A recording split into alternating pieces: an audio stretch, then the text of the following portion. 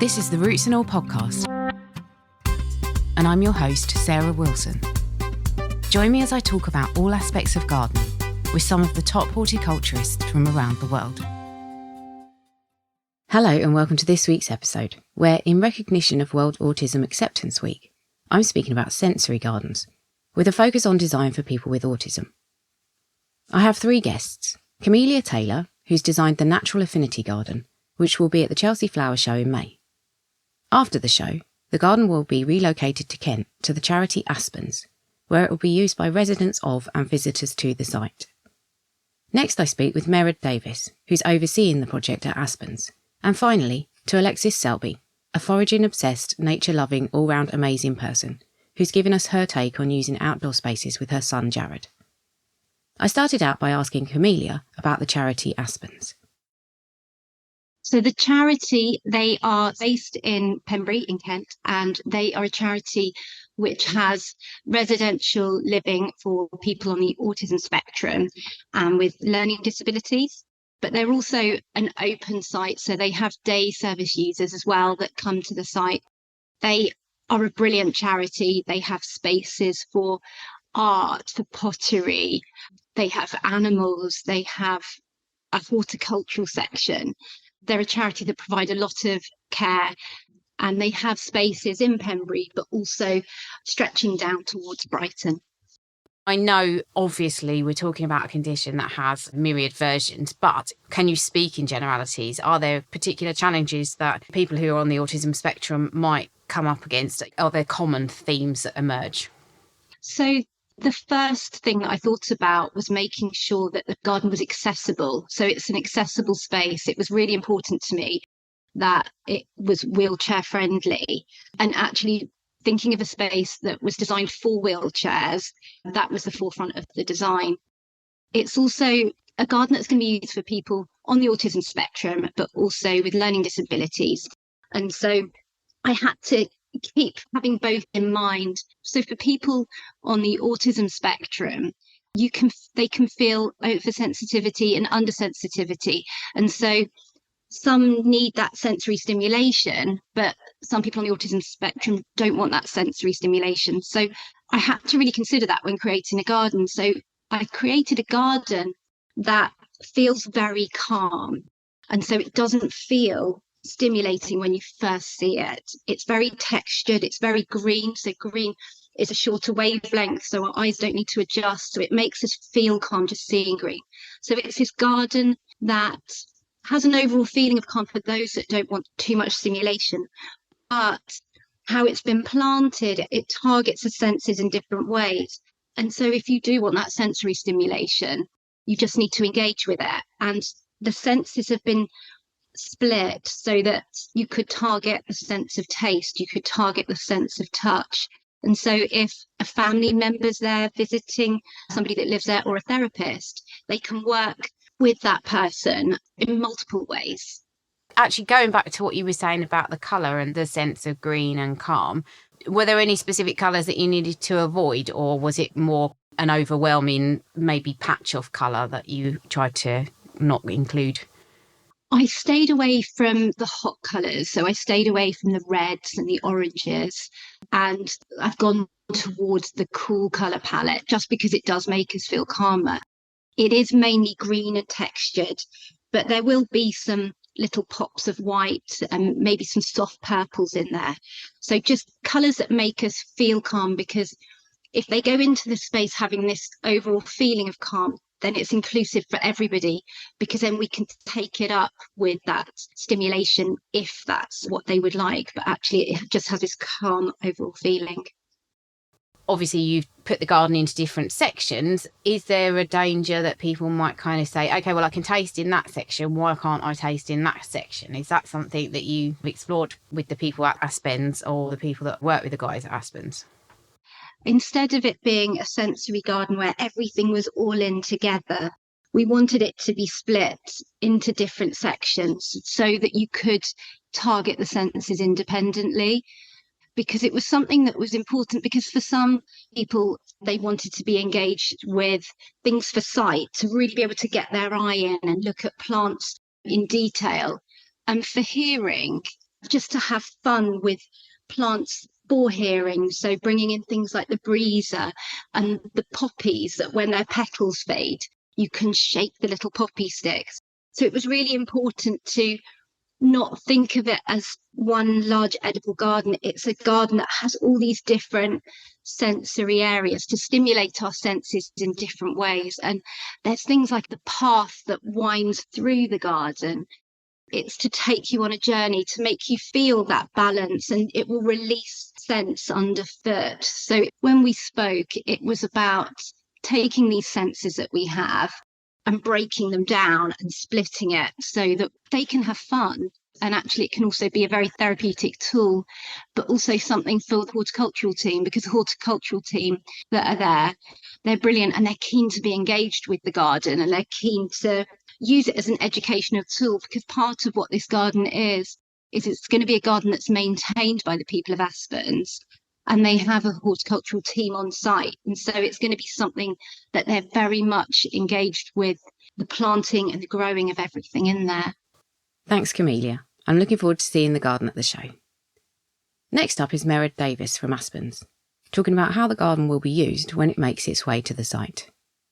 Once the garden's been relocated, its primary use will be to support the people that we have living mainly on our Pembury site, but also so that people who live in our kind of more far-flung services can access it as well.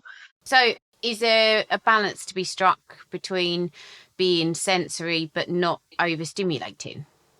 Well, one of the good things about a garden and being out in nature is that people can orientate towards what they like.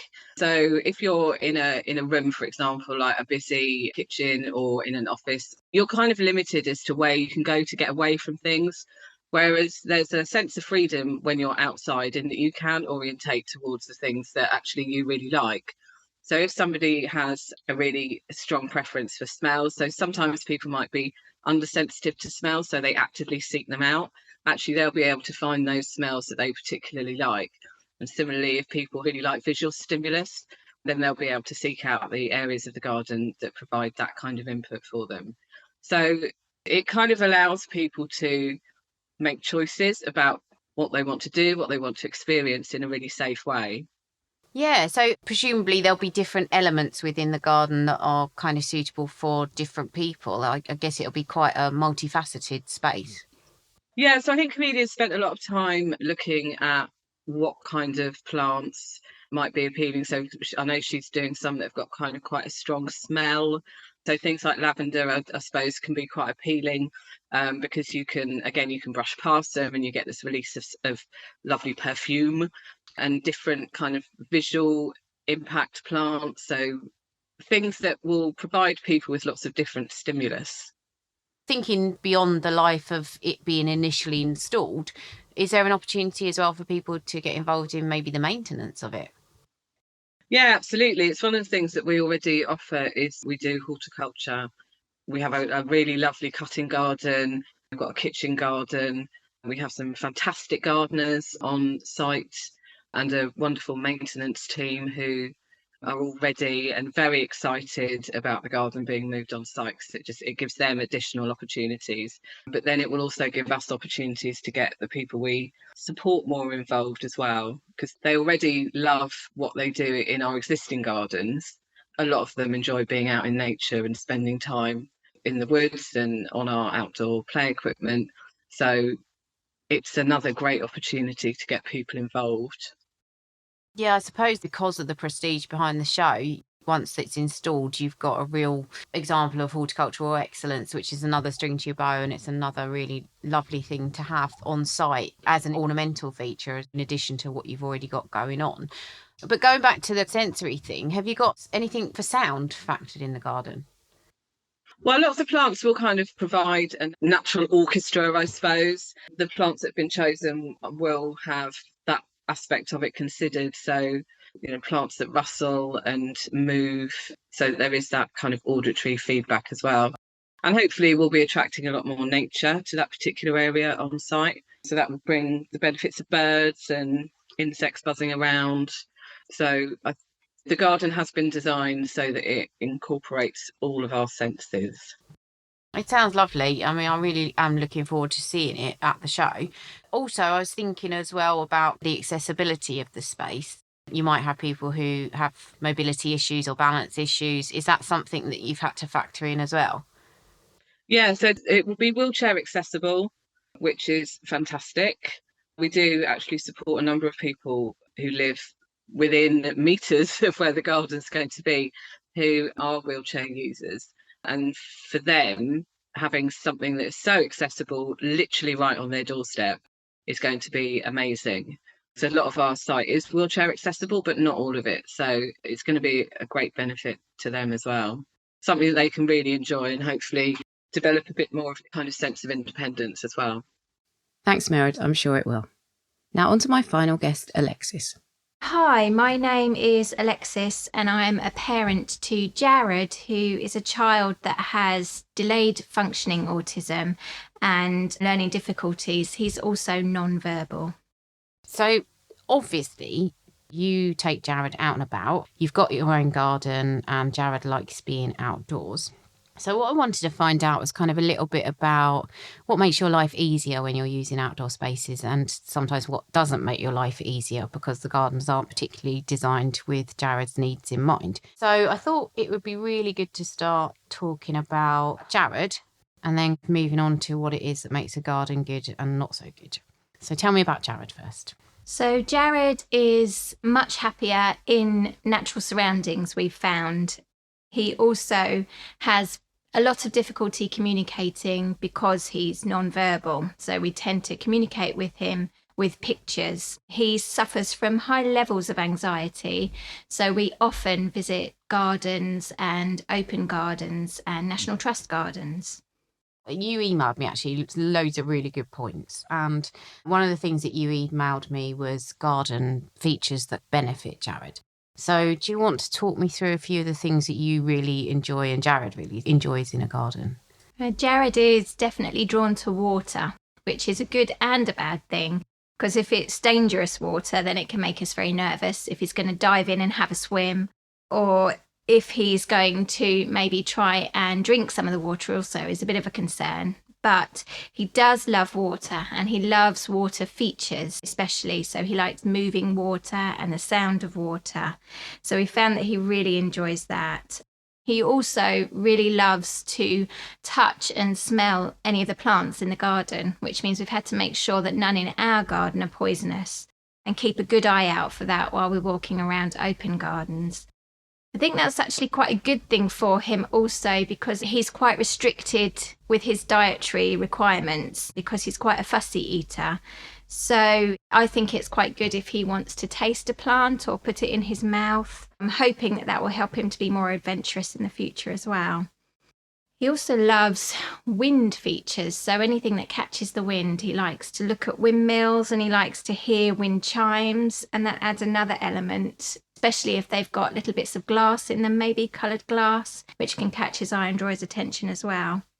We do struggle with wheelchair accessibility because he suffers from such high levels of anxiety. He's also epileptic, so we have to have a backup just in case he does have a fit. But we do struggle if a place isn't wheelchair accessible. So lots of interesting gardens have bits that we can't reach because they've got very sweet little paths that we can't actually push him down. But yeah, wheelchair accessibility is quite big. Also, some of his friends have balance issues, so they need it to be quite good and firm underfoot so that they don't fall over, and they enjoy the process of being in the garden. Places to sit are great, partly for tired parents, but also partly for children just to sit and have a look at maybe some interesting feature. Also, circular routes are good because they might like to have a good old run around and end up where they started, which makes them feel a bit reassured. And we found that toilets are quite handy in changing facilities, but it's understandable if places can't always cater to that. Excellent. So going back to the water thing, is it a problem if there is water there, but it may be deep or it may be muddy water or something? Is it a problem if it's not accessible because it's something that Jared wants to get into, but he can't necessarily if it's got various things wrong with it? I think as long as it is regularly open or regularly off limits. So I think that couldn't change. So if we go to our local park that has a great big lake that has ducks on it that he likes, he's learnt over time that he's not allowed to go in that one and accepts that very well. But if it was one that he was sometimes allowed in and sometimes wasn't allowed in, that would be very difficult. Yeah, ditto. That is a concern when you said to me about going there at different times of the day. Yeah. Is it a question of it would be good if it was open 24/7 because then if he wants to go, he can go? Yeah, it's very difficult, especially if times change a lot as well. So if something is open at a certain time, that's okay and you can work around that as a parent. But the times can't change. That would be very difficult, especially without warning. I think then that would be very difficult for a parent, make anxiety levels high of both of us. That brings us naturally on really to the bad features that you found in gardens. And you mentioned shops as well. So do you want to just go through a few things that you can find quite challenging? Things that are challenging is maybe a favourite path that just happens to be shut. Anything that changes without warning. We've also been to parks that have a lovely little shop that he loves to go in and maybe choose a treat. And then the next day, maybe it's not open, or maybe it's got an opening time that isn't correct. So that also is a very difficult thing for Jared and others with autism to cope with, things that don't stay constant. And so going back to the plants as well and the tasting thing, and I presume as well touching plants, is there a need to just be careful what you put in a garden? Yeah, I think there's a massive need, because if a parent has to be watching out all the time what a child may touch and may put in their mouth, it means that nobody's very relaxed. And I also think it's quite important for them to have that sensory feedback of, if not tasting, definitely touching a soft plant and definitely smelling a beautiful smelling plant. So yeah, you would have to be careful that it wasn't toxic to touch or toxic to eat. And I'm thinking kind of things that visit plants. Obviously, you've got bees, you've got all sorts of insects and wildlife. Is that a good thing or can that be a challenge? I think that's quite a good thing. Jared has been stung twice, but he recovered well. And I think that also taught him about nature and that some things are dangerous. So that was useful to him because he didn't suffer badly. But I think they like to see things that visit. Jared loves any birds, and his friend loves a lot of bees. He loves to watch the bees fly and he loves to hear their noise. So I think that's a positive thing, actually. And going back to the shops and the kind of managing of expectations, you raised a really important point when we were chatting before, which was that idea of taking turns and queuing. Does that cause problems? Yeah, that's true, actually. It's a good point. Queuing is an absolute nightmare usually. There doesn't seem to be many exceptions of how to tolerate a queue, or if they're going to tolerate one. I would personally steer clear of anywhere I knew that was going to have queues for anything interesting that he might want to interact with. And waiting for anything really is very difficult. So yes, definitely. An area where there was queuing or waiting for something really fun would be quite difficult, and I'd probably try to avoid that. And so, again, you mentioned your anxiety levels if you're out and about. Are there provisions that need to be made for parents? I think as long as the provisions for their care, like we've discussed, with no waiting or regular opening hours, I think a happy parent also makes for a happy child. And if you're not worrying about your child eating poisonous things or falling in dangerous areas of water, then I think that you stay quite calm, which also makes the visit a lot more pleasurable for the child. And one of the things, again, we spoke about was the use of pictures, and that is twofold, really. There's pictures inside the garden, which can explain what's happening, but also before you go. Can you talk about how that would help? Yeah, there's such a thing as a social story, which we found is really useful. And basically, it's a story that would inform the child or adult suffering from anxiety or autism of what is going to happen and where this place is, with pictures of where maybe you would park, pictures of any particular areas of interest, what to expect, and then also any other extra details that would make the parents well informed as well. But it's also really useful. You could have it downloadable before you go. A child is usually very anxious the first time they go and visit anywhere, but a social story can help to reduce that anxiety quite a lot, actually, by informing them of all these things before they go and making it a less scary first visit. And does that tie into the pictures that you use with Jared? Yes, it does. I use picture exchange communication, which is PEX, with Jared, and he's very reliant on that to communicate with me, but also to reduce his own anxiety when I show him what we're going to do for that day using the pictures. So Social Story could have quite a few pictures in it for children that can't read. Also for children that are non-verbal, it would help them to see what's happening. And they can actually hold that in their hand as a piece of security, so they know what they're doing for the day. So that pretty much is the end of my questions, because you've been so good at communicating. But just bear in mind, obviously, this podcast goes out to a lot of professional gardeners and landscape architects, garden designers. Is there anything that you would like to say to people who might be designing spaces that are for everyone?